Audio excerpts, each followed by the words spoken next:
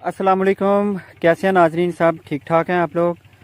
आज एक और मालूमाती वीडियो के साथ आपके सामने हाज़िर हूँ।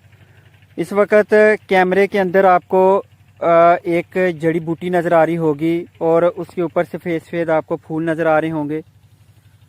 ये ज़रा तफसील से देखें इसे।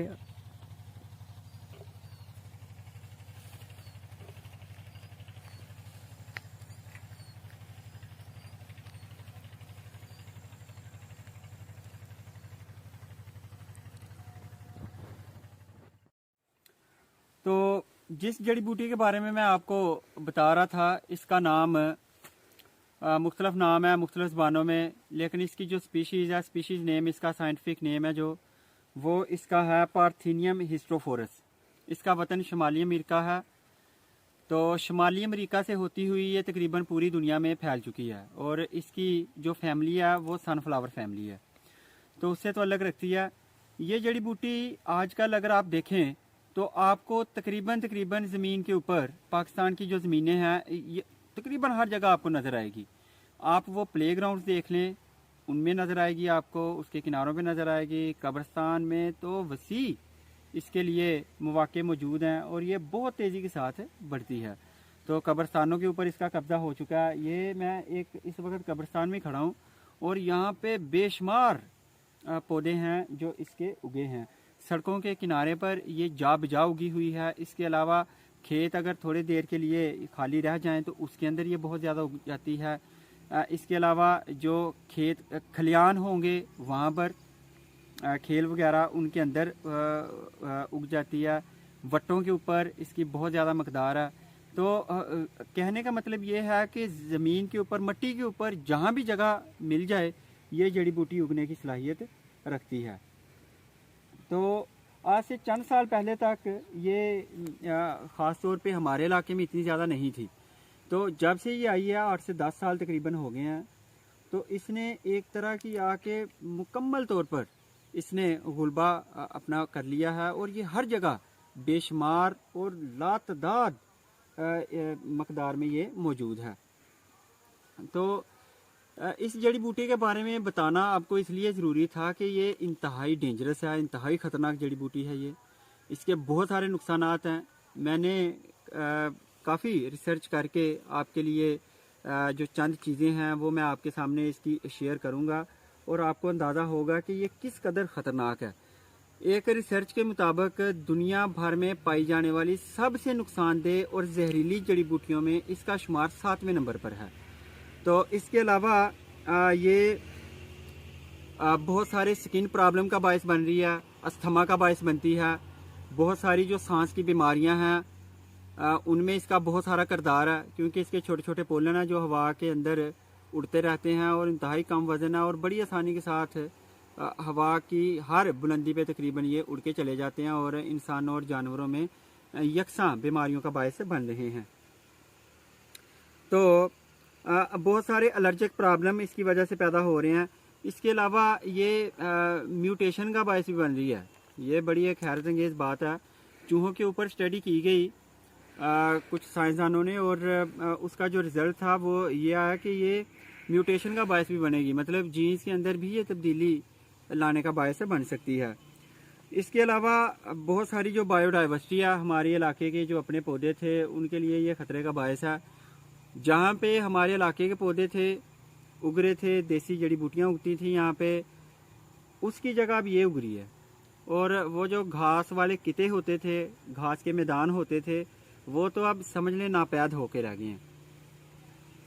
तो इसको अगर कंट्रोल करने की बात की जाए तो इसका कंट्रोल सबसे बेहतरीन है कि इसको कीमियाई तरीके से इसको आप कंट्रोल करें। इसके ऊपर स्प्रे की जाए और स्प्रे उस वक्त करनी है जब ये इसको अभी फूल ना लगे हों, ये अभी मेच्योरिटी की हालत में ना आई हो, उससे पहले पहले इसको स्प्रे करें ताकि ये जल के ख़त्म हो जाए उस स्प्रे से। या फिर इसके अलावा इसको दूसरा तरीका ये है कि हाथ से उखाड़ा जाए इसको। लेकिन एक तो ये इंतहाई ज़्यादा मकदार में होती है, तो काफ़ी मुशक्क़त तलब काम है हाथ के साथ इसकी इरेडिकेशन करना। तो इसके अलावा कुछ लोग अगर ये महदूद एरिया पर हो तो इसको आग भी लगाई जा सकती है। कहीं कहीं कुछ ऐसा भी आ रहा है स्टडीज़ के अंदर कि इसको बायोलॉजिकल कंट्रोल इसका करने की कोशिश की जा रही है। कुछ कीड़े मकोड़े जो इसके पत्ते वगैरह खाते हैं उसके ज़रिए कंट्रोल करने की कोशिश की जा रही है। लेकिन सबसे मौसर और सबसे आसान हल यही है कि इसके ऊपर जो ग्लाइफोसेट का स्प्रे है वो किया जाए ताकि ये जल जाए, और अर्ली स्टेज के ऊपर किया जाए, इसकी फ्लावरिंग ना हो पाए। क्योंकि होता ये है कि जब इसकी हम इसको कंट्रोल करने की बात करते हैं तो ये अपने जो बीज है उसको फैला चुकी होती है। इसका सिर्फ एक पौधा, ये आपको नज़र आ रही होगी, इसका सिर्फ एक पौधा ये 10 से 15 हज़ार बीज पैदा करता है, सिर्फ एक पौधा, सिंगल पौधा। और अभी आप ये देख रहे हैं कि मेरे पीछे तो हज़ारों लाखों की तादाद में ये पौधे हैं। तो एक पौधा सिर्फ 10 से 15 हज़ार बीज इसके पैदा करता है जो उग सकने के काबिल हों। तो आप सोच लें कि ये कितने ज़्यादा हैं यहाँ पे। तो इसलिए इसका कंट्रोल भी बड़ा मुश्किल है। हवा के साथ बड़ी आसानी के साथ एक जगह से दूसरी जगह ये शिफ्ट हो जाती है।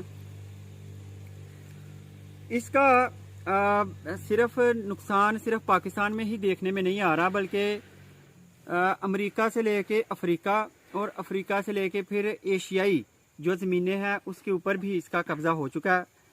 ऑस्ट्रेलिया के अंदर जो वसी उनके घास के मैदान थे और जहाँ पे चरागाहें थी, उनको बिल्कुल इस जड़ी बूटी ने वहाँ पे काफ़ी तबाही मचा दी है। इसके अलावा नेपाल इससे बहुत ज़्यादा मुतासर हुआ है। वहाँ की जो ग्रास लैंड थी जहाँ पे भेड़ें बकरियाँ और जानवर वगैरह चरते थे उसको इसने मुतासर कर दिया, और वहाँ से अब जो घास की मकदार है वो कम हो गया, और अब ये जो जड़ी बूटी है ये बहुत ज़्यादा वहाँ पर पाई जा रही है। इसके अलावा इंडिया के अंदर एक स्टडी सामने आई कि इसने तकरीबन 50 लाख एकड़ जो ज़मीन है इंडिया की उसके ऊपर इसका अब जो है तकरीबन वो कब्ज़ा हो चुका है।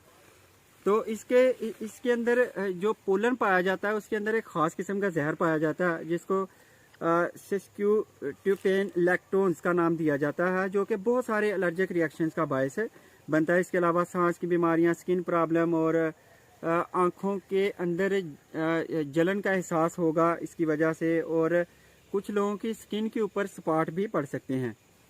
तो इसके अलावा डायरिया भी देखने में आया, कुछ लोगों को ये हो सकता है इसकी वजह से, और इसके अलावा किडनी और लीवर के प्रॉब्लम भी इसकी वजह से सामने आए हैं। ये चीज़ देखी गई है कि इसको खाने वाले जो जानवर हैं उनके दूध के अंदर और उनके गोश्त के अंदर जो उनकी क्वालिटी थी उसमें फ़र्क आ गया, और जो दूध देने की जो पैदावार थी जानवरों की वो भी इससे मुतासर हुई। तो इसके अलावा इंसानों के अंदर और जानवरों के अंदर वाइट ब्लड सेल की कमी का बायस ये जो है पार्थेनियम ये बन रही है।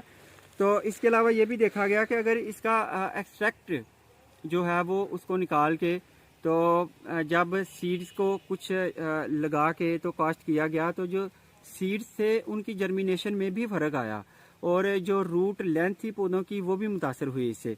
तो इसके अलावा आप पौधों के अंदर क्लोरोप्लास्ट की मकदार इसकी वजह से कमी देखने में आई, और आप जानते हैं कि अगर क्लोरोप्लास्ट कम होगा तो पौधे जो हैं वो फोटोसिंथेसिस का अमल कम करेंगे। फोटोसिंथेसिस कम होगा तो ज़ाहिर पौधे फल फूल वगैरह और अपनी ग्रोथ जो है वो सब उनकी मुतासर होगी।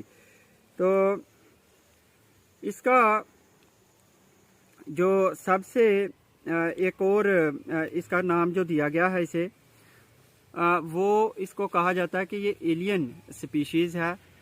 ये कोई ऐसी आफत है जो कि कह लें कि ज़मीनी नहीं है। इससे पहले कोई भी जड़ी बूटी इतनी तेज़ी के साथ कुर्रा अर्ज़ पर नहीं फैली, और जितनी तेज़ी के साथ इसने तबाही फेरी है और ग्रास लैंड्स वगैरह को ख़राब किया है, और दूसरे जो खुले मकामात थे ज़मीन के उसको इसने ख़त्म किया है। तो इसका नाम एलियन इन्वेसिव स्पीशीज़ कुछ लोग इसको कहते हैं। तो ये जहाँ भी है ही बहुत ज़्यादा, आप जहाँ भी देखेंगे ये आपको नज़र आएगी। कोशिश की जाए कि इसको जल्दी से जल्दी आप जहाँ भी इसको पाएँ इसको आप ख़त्म कर दें। ये इसका असल में एक और जो है वो आप देख सकते हैं कि ये इंतहाई ढीठ किस्म की जड़ी बूटी है। अगर आप इसको तोड़ने की कोशिश करें, ये मैं आपको तने से इसको तोड़ के दिखा रहा हूँ, ये देखें। तो तने से अगर तोड़ें आप तो ये तने से टूट के भी यहाँ से फिर जो है ये एक दोबारा से उग जाती है।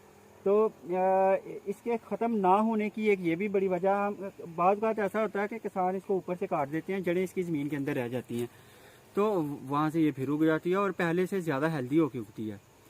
तो अभी मुझे इजाज़त दीजिए, मज़ीद इंशाल्लाह मालूमाती वीडियोज़ के साथ हाज़िर होता रहूँगा। अल्लाह हाफ़िज़।